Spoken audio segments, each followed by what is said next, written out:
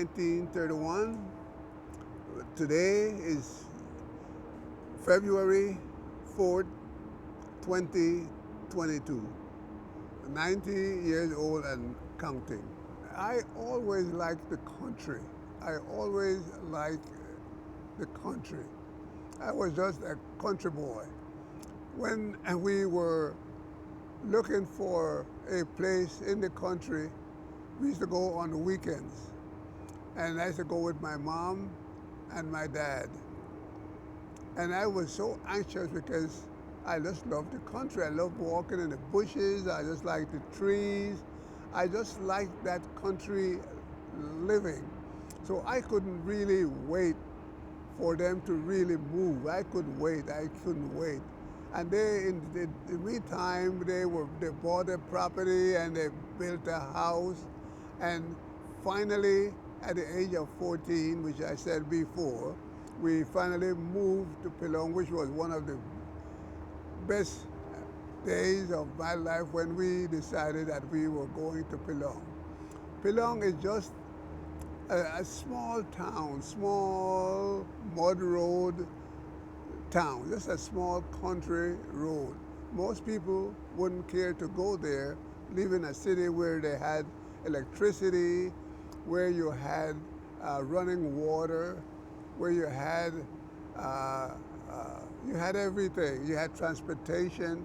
Now we're moving now to a city where you don't have none of these facilities. We had no electric power. You had to use lamps for lighting, regular lamps from kerosene and from gasoline. Uh, there were mosquitoes to deal with. Your house had to be properly screened. So it was quite a huge difference in life from Cologne to Pilong, but I loved it. I loved that country living. The water, we didn't have running water. We had to go to the well for water. You had to shower at the well, you know. But it was fun. For me, it was fun. For a lot of people, it may not be fun, but for me, it was fun. In Cologne, they had one of the best photo studios in Cologne City. And they used to go to Puerto Pilong on Sundays for a getaway. They were very much interested in baseball. So was I. Every day, every Sunday, with these two friends, Frankie Trowers and Arturo Trowers, his younger brother. So we would just throw the ball back and forth all day long, throw the ball back and forth. It's the first time I'm going to have put a gloves on my hand. I didn't know what a glove felt on your hand. So we were catching the ball barehanded at times. Later on in months, in that little town, they decided to build a baseball diamond. After that was built, we didn't catch ball in front of the house in the street anymore. We used to go to the baseball diamond and we used to throw the ball there, and we also would bat the ball. I never held a baseball bat before. So we started hitting the ball back and forth, fielding the ball. I got accustomed to playing first base, and that became my position later on as I grew older, and I became very much interested in the sport, and I started playing this sport. I became a first baseman playing baseball, and eventually I was pretty good at it, that when I became the age of 18 and 19, I was good enough to represent my province. Frankie was good at it. Frankie played center field. His younger brother Arturo played second base. They were pretty good at it. They were pretty good. They taught me a lot because they both were older than I was, and I learned a lot from them. And because of them, I was able to meet other baseball players in my capacity, and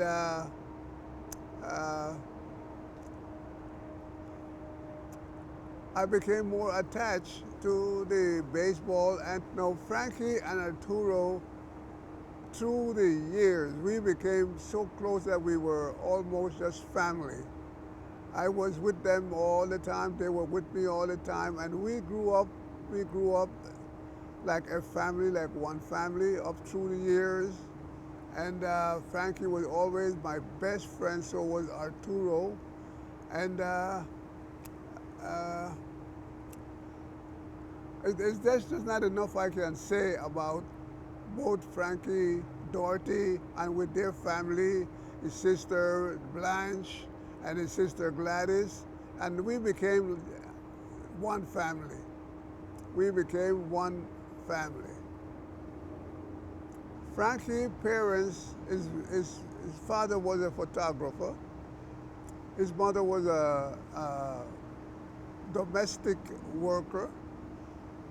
Uh, he was a carpenter by trade. He was a carpenter by trade. And Frankie also was very good at carpentry.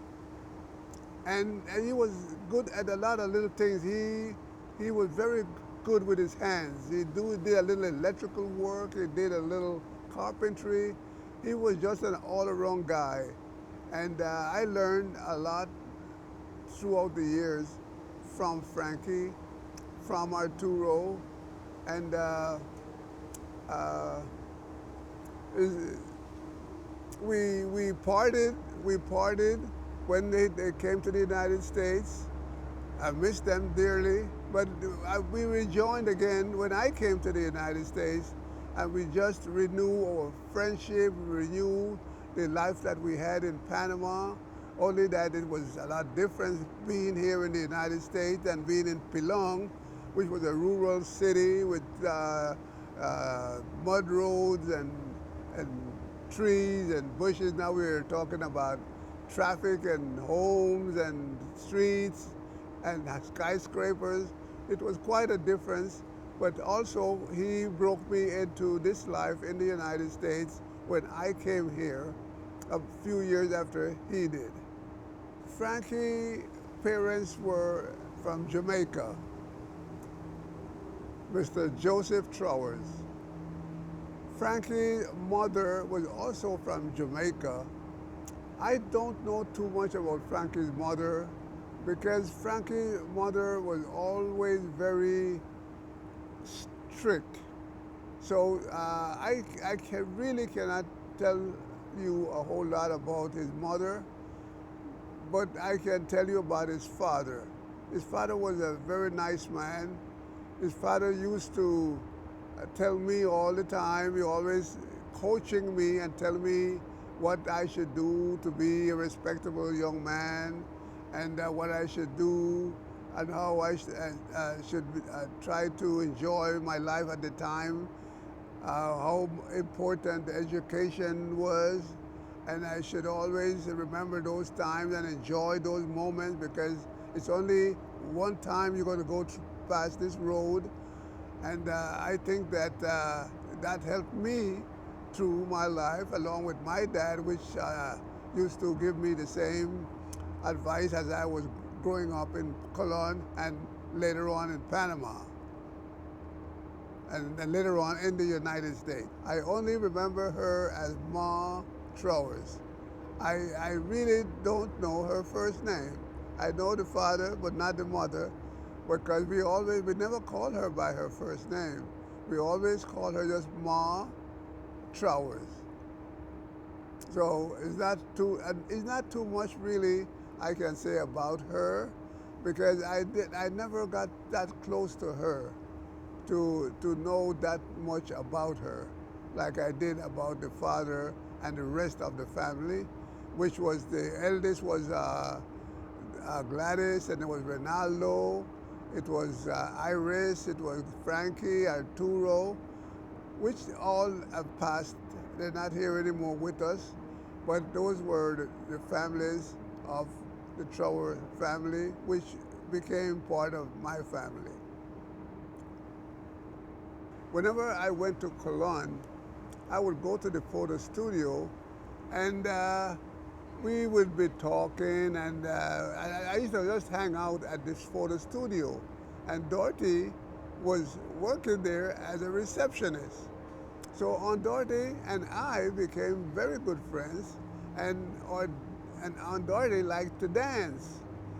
So there used to be a dance at the town arena every Monday night, and I invited Aunt Dorothy to dances at this arena. I was just a kid. Aunt Dorothy was much older than I was, but I appeared to be uh, just as old as she was. So we used to go to dances every Monday night, and we did that for quite a while. And that that wore off. Then Uncle Frankie, being her boss, being her boss, they started going out together. They became girlfriend and boyfriends, and eventually they got married. They got married, and they had two beautiful children, Roberto and Patsy. Aunt Dorothy became a part of the family. So was her part of the family too. Her brother Roy, and I became very, very close friends. Even though he was much older than I was, we became very close friends. And it so happened that I was fortunate enough that I owned my own car at a very early age when most people could not did not have the means to own a car. So whenever they wanted to go anywhere, they used to always look for me to take them where they wanted to go. So I became very close to Roy and to Wilfred, that was Aunt Dorothy's two brothers. So was her sister, older sister Lucille.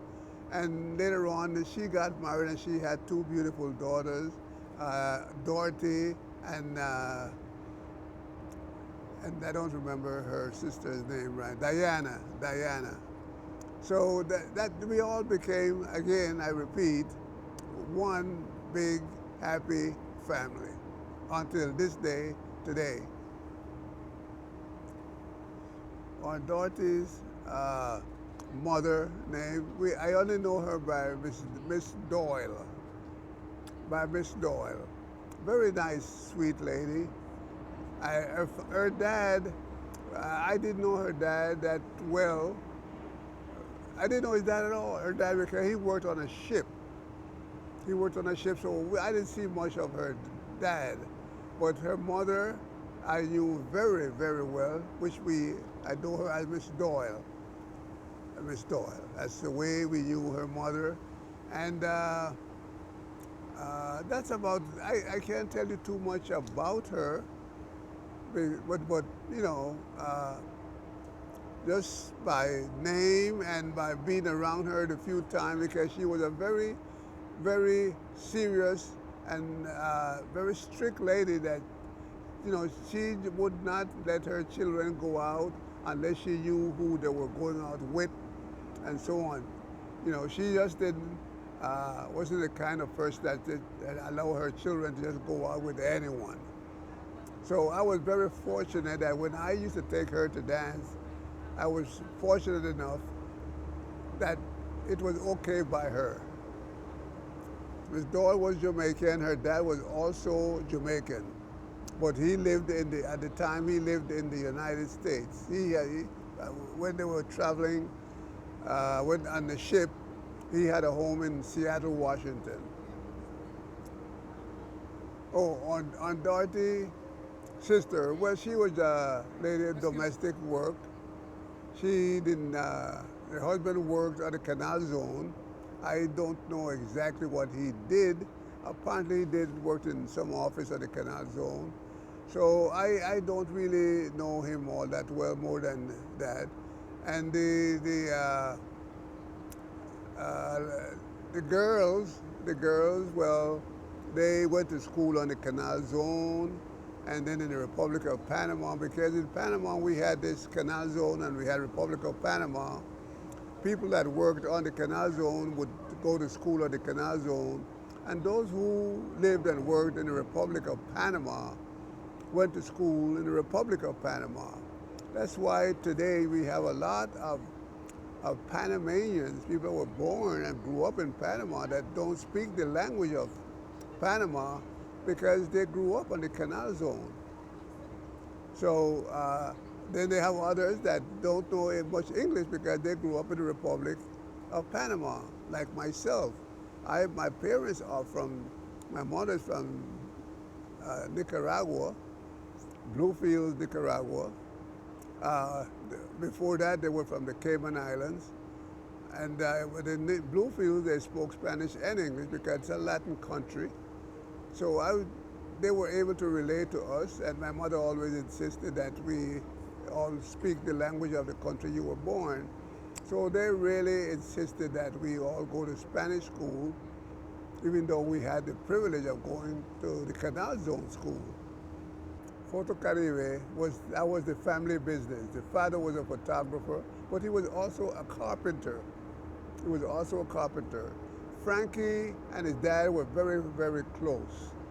So back in those days, his father used to go to different areas of the Canal Zone to take pictures. And he also had the photo studio, which he used to process the pictures. So he and his dad really worked together on that. And once Frankie went through high school and was able to hold his own, his dad made him in charge of the business. So Frankie used to do the work, all the management, taking care of everything. Frankie was his man. Frankie took care of the family. Frankie took care of the business, and it was all Frankie he was a very young boy. Frankie was probably only 18 years old when Frankie was already running the business of his father. They built a house in Pilong, which Frankie had quite a lot to do with it.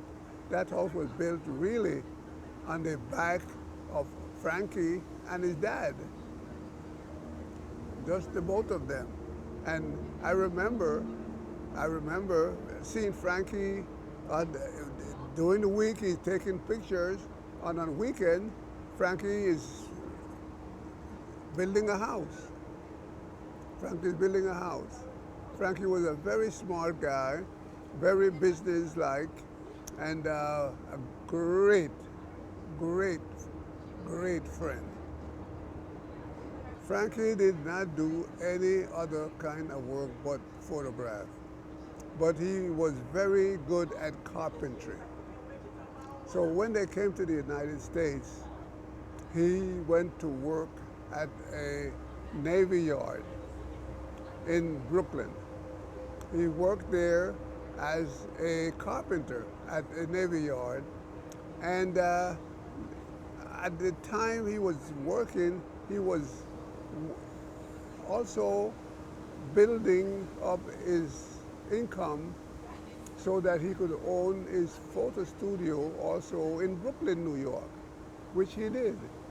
So once he opened his own studio in New York, in Brooklyn, he quit the job and was taking care of his business. And he did that for a number of years. He was able to buy a house and had the studio, and he was doing very, very well. But then things got a little shaky, and he decided, you know what, I am not going to be able to live off this photo studio because there was so much more technology today that the photo studios weren't doing all that well, like it was in Panama and these other places. Even in the United States, even more so in the United States. So he decided to go back to work. So his sister, Gladys, after marrying, her name became Gladys Martin. She was the head nurse at the Metropolitan Hospital in New York City. And Gladys got him a job there in maintenance. And that's where Frankie ended up his career as maintenance worker at Metropolitan Hospital, which is the sister on Dorothy was a head nurse there. Now, on Gladys, his sister, everybody that Panamanian that she knew that wanted a job worked at Metropolitan Hospital because she had the power and she exercised her power and getting them jobs there. My children, Roxy and Pinky and Inez, and they all work. Frankie's sister, Blanche and Dorothy, they all work at Metropolitan Hospital. The whole family worked at Metropolitan Hospital. They all started their career at Metropolitan Hospital. Uncle Frankie in Panama used to work for the police department. When there was a crime scene, they, Frankie was the police department's cameraman, or photographer, I should say. So when he had to go on these jobs to take a picture of a person that was shot or anything like that, I used to go with him. I was his helper. I used to hold the cables or have to hold the speaker or the whatever it was. But I was his helper. So whenever Frankie had these jobs, if I happened to be at the studio at the time, he was called, and Frankie said, "Let's go, we got a job." And I would go with him. Sometimes we had to go to the morgue to take a picture of a dead person or go to the crime scene and take a picture of that. Or if there was a graduation, I used to go with him to do that. So I was Frankie's right-hand man when he had to go on the road to taking pictures. That job he had with his dad. His dad used to do that.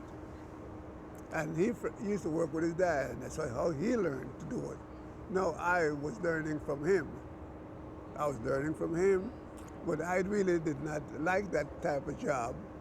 So I didn't stick to that. But that's what Frankie used to do in Panama. And even here in the United States, when he first came, he was about to get a job with the police department here as a photographer. But that job did not work out for some reason or another. Aunt Blanche, as we know her, she and Casey met in Panama, and Aunt Blanche came to the United States. Casey came later on to the United States, and they got married. Casey worked at a garment center, in the garment center, and Blanche worked at Frankie's studio. He was, Blanche was his receptionist at his studio. And that's where she did most of her work. And then they had their first child, Kenny. And they all grew up, we all grew up together. Kenny on Blanche. And Casey was always the type of person that was very, very strict with Kenny. You know, Blanche was more of a, leisure person, liked fun. They all liked parties, and we used to go to dances. And on weekends, we used to go to the country, we go to the beaches and so on. But again, Blanche and Casey were wonderful people. And again, I must say, we were all one big, happy family. When I met Gloria, my wife, she blended right into that family like I was. I mean, you could not tell the difference. We blended right in. She was right there with me, with them. You really, in fact, you couldn't tell the difference because they even resembled. Aunt Blanche and Gloria, even many people took them for sisters, but we got along great throughout the years. I just can't see any other families getting together and living together, united, unified in everything. We wouldn't do nothing without each other throughout the years. I've been with Gloria now. We've been married now for 67 years. I always have to talk about that. 67 years.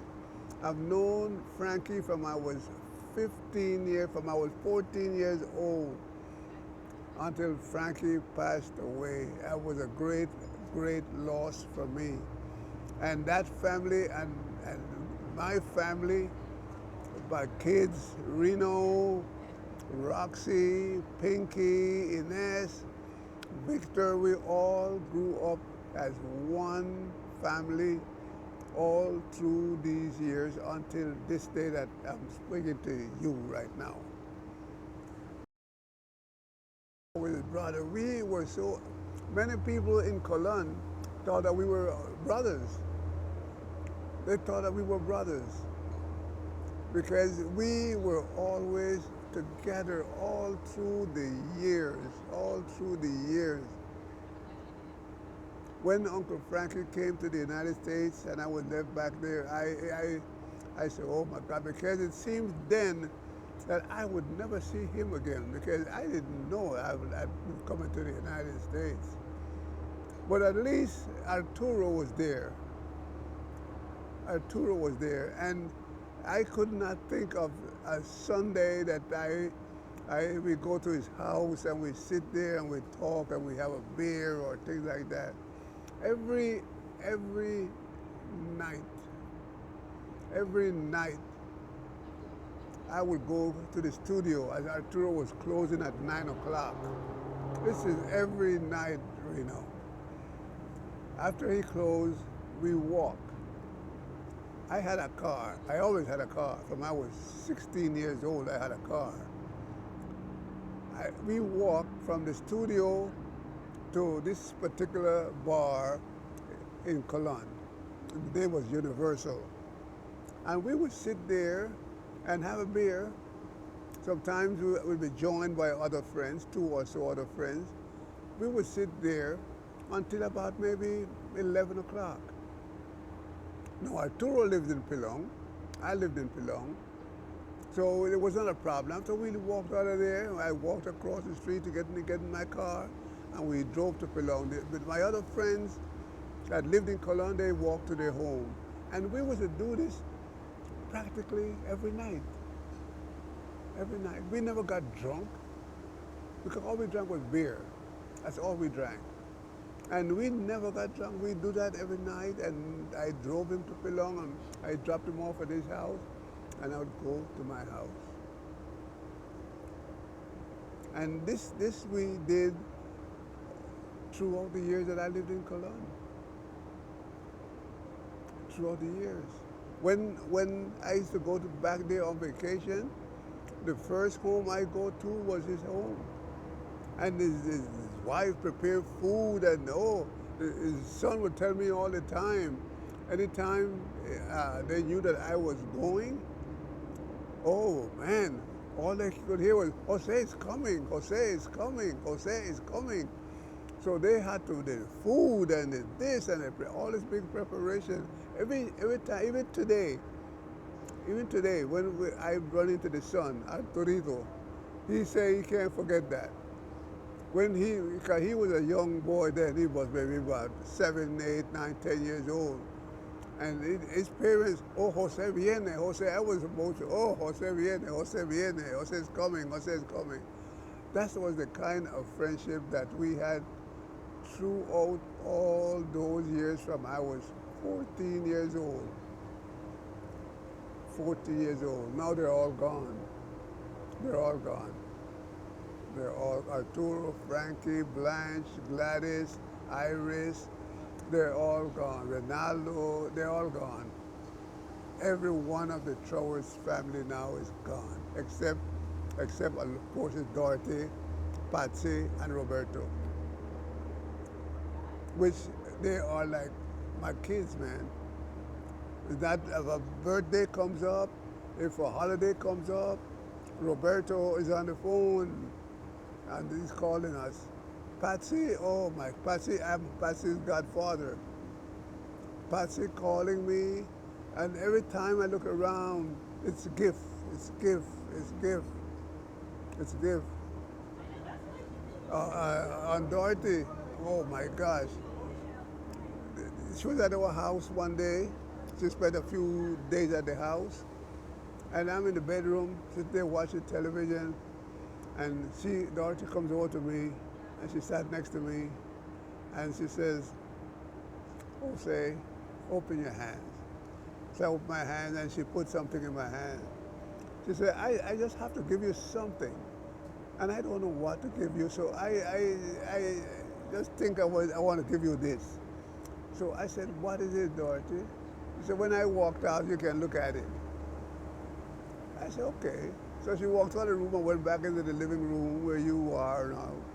And I looked, it was $100 bill. She said, I just had to find out I had to give you something. So I went back out there. I said, Pastor Dorothy, what this is for? She said, just put it in your pocket. Just put it in your pocket, okay?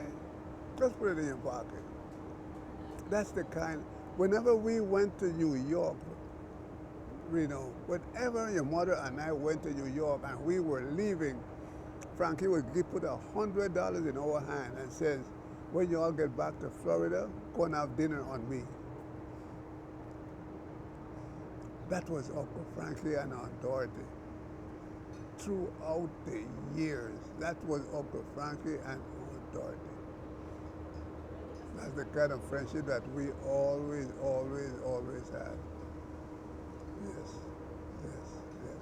Aunt Dorothy, on the 11th, on the 12th of this coming year, if she lived to see then, she's going to be 100 years old. She's going to be 100 years old. I hope she makes it. Already Patsy's making all the arrangements for the party. I hope she makes it. I hope she makes it. They're going to be 100 years old come the 12th of November of this year. So I am praying that it comes, that something happens. I hope it happens. Yes, yes, yes. Yeah. Yes, yes, yes, yes, yes, yes. So that's my story, Reno. That's my story.